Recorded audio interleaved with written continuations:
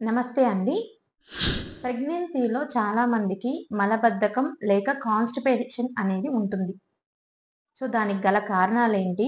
దాన్ని ఏ విధంగా తగ్గించుకోవచ్చనే విషయాల గురించి మనము ఈరోజు ఈ వీడియోలో తెలుసుకుందాం. నేను మీ డాక్టర్ లక్ష్మి, ఫర్టిలిటీ కన్సల్టెంట్, మాతృత్వ ఫర్టిలిటీ సెంటర్ నెల్లూరు బ్రాంచ్. ప్రెగ్నెన్సీలో మలబద్ధకానికి చాలా కారణాలుంటాయి. దాంట్లో మొట్టమొదటిది ప్రెగ్నెన్సీ హార్మోన్స్. ప్రెగ్నెన్సీలో ప్రొజెస్ట్రాన్ అనే హార్మోన్ ఉండటం వలన బవల్ మూవ్‌మెంట్స్ అనేవి స్లో అవుతాయి. దానివల్ల కాన్‌స్టిపేషన్ అనేది మనం చూస్తుంటాము.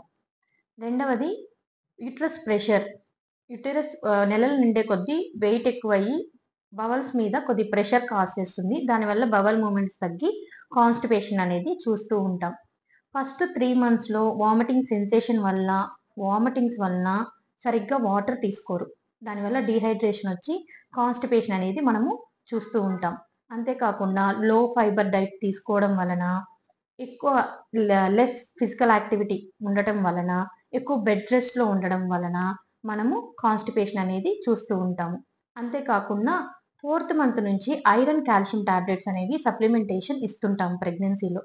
ఐరన్, కాల్షియం వీటి సైడ్ ఎఫెక్ట్స్ ఏంటంటే మోషన్ సరిగ్గా రాకపోవడం.